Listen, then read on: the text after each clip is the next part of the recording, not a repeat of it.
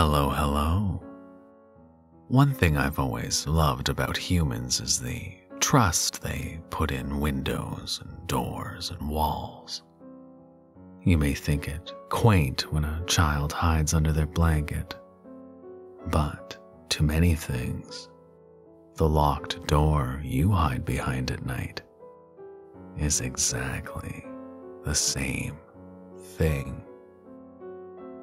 Anyway, today's story was written by a mysterious lurker.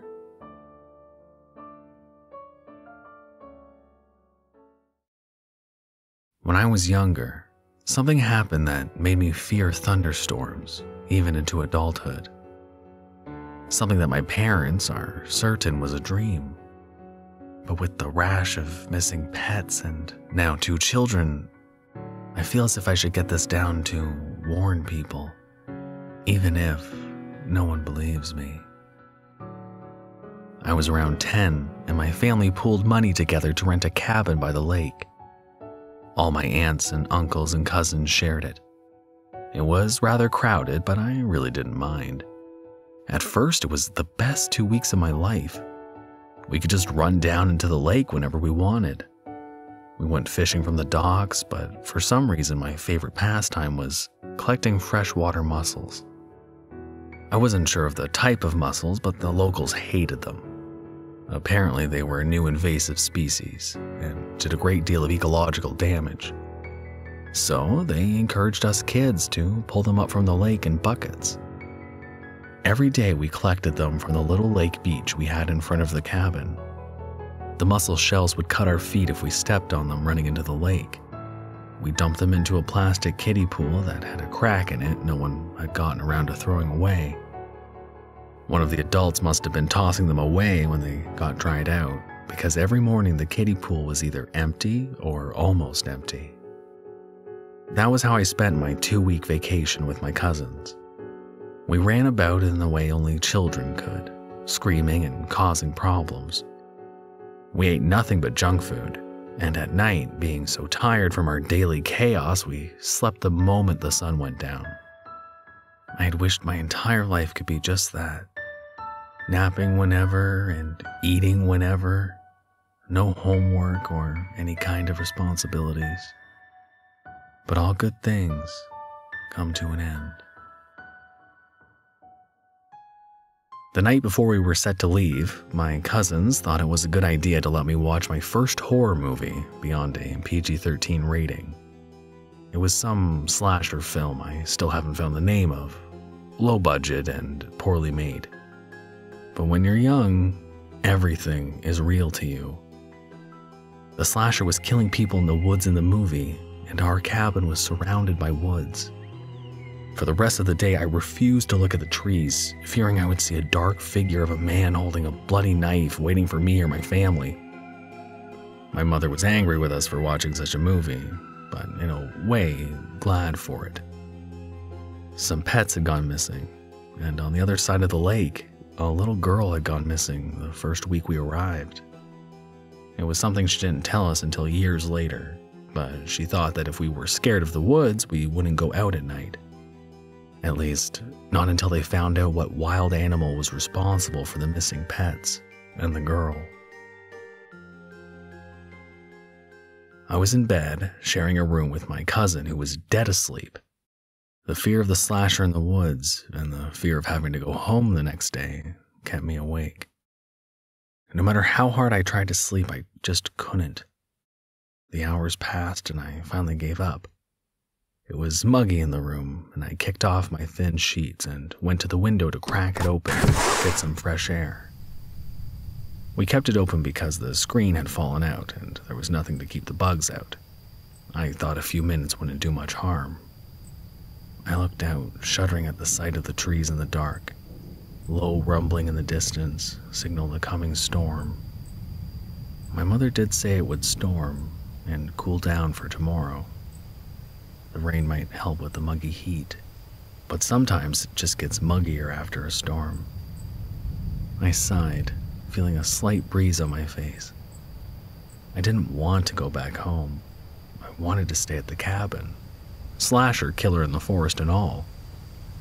I was about to close the window when another breeze came, a stronger one, carrying a ghastly smell. A rotting fish smell. The first day there, we had caught a fish, a small one on a rocky edge of the lake. We tried to release it back into the lake, but it jumped out of my cousin's hands, and between the rocks we couldn't reach. The sight was funny at first, but by the third day the stench was so bad we didn't go fishing there again. It was like that smell, but as if 100 fish had died. My toes almost curled from the smell. It was a wonder my cousin didn't wake up from the stench drifting up.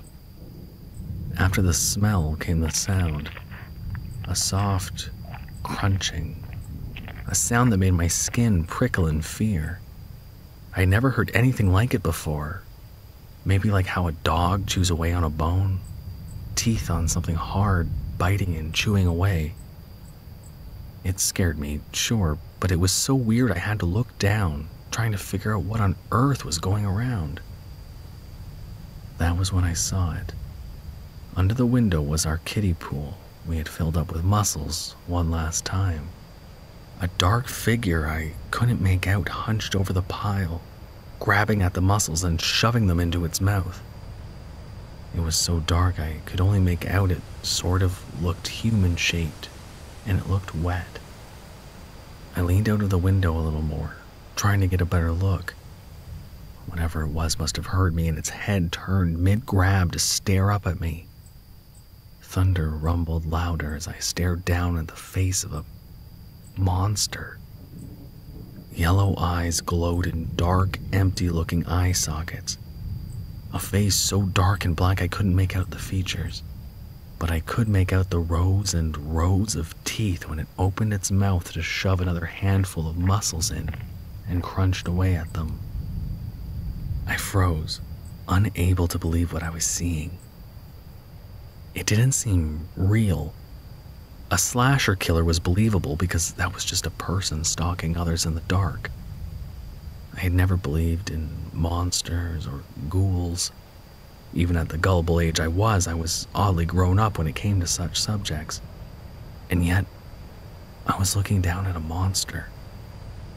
It stared at me, never breaking eye contact. While still looking up at me, and its mouth wide and smiling, it started to walk towards the cabin. I was on the second floor, and our first floor doors locked. If it got inside, my uncle and aunt had camped out in the living room for the night. They could stop it, or at least slow it down if it got inside the cabin. I felt safe for a few seconds, listening to wet footsteps from the ground below. But that feeling faded when the creature reached a webbed, clawed hand onto the cabin and started to pull itself up.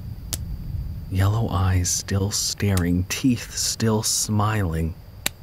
So slowly it crept closer to me, climbing the side of the cabin.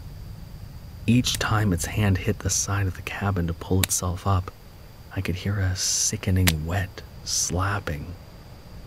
I should have screamed. I should have woken up my cousin. I should have shut the window, but my body had just shut down. I couldn't move.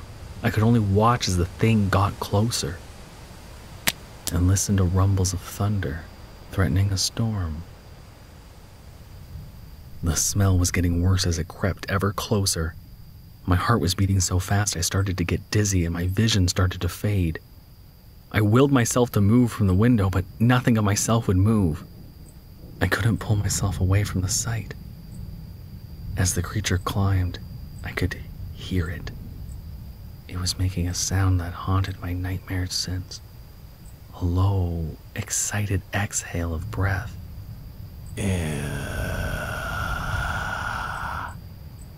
Closer it got until, if I wanted, I could reach out and touch it. I could make out his face a bit better. As dark as the night. No nose to speak of, just those horrible eyes and teeth. I felt the clawed hands come onto the windowsill right next to mine. The fish smell almost overpowered the rest of my senses. But I could still hear that awful sound as it opened its mouth right in front of my face. I was staring down directly into its throat, ready to have my face bitten off by those countless teeth.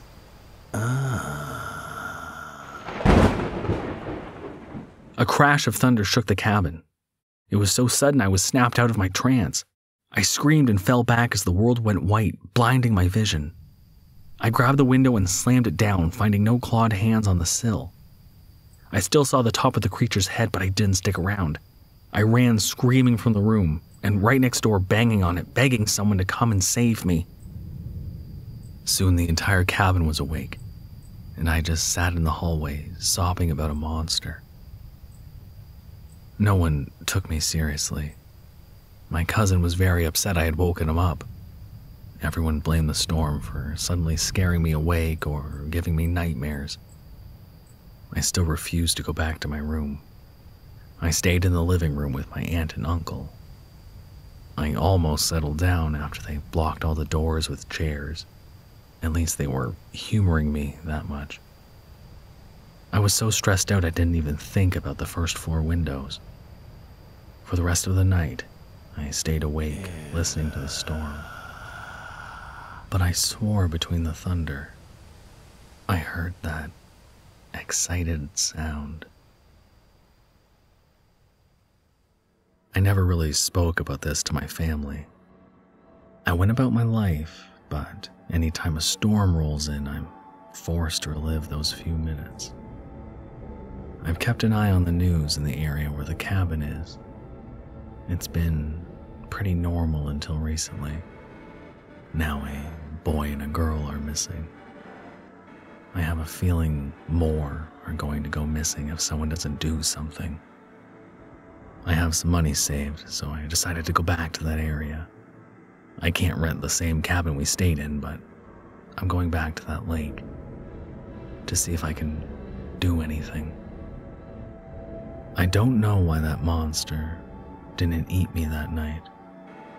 Maybe it was so full I wasn't worth the trouble. But if I can't do anything to protect this area, please, lock your doors. Keep your windows shut and pets inside. And if you hear strange noises outside, don't look.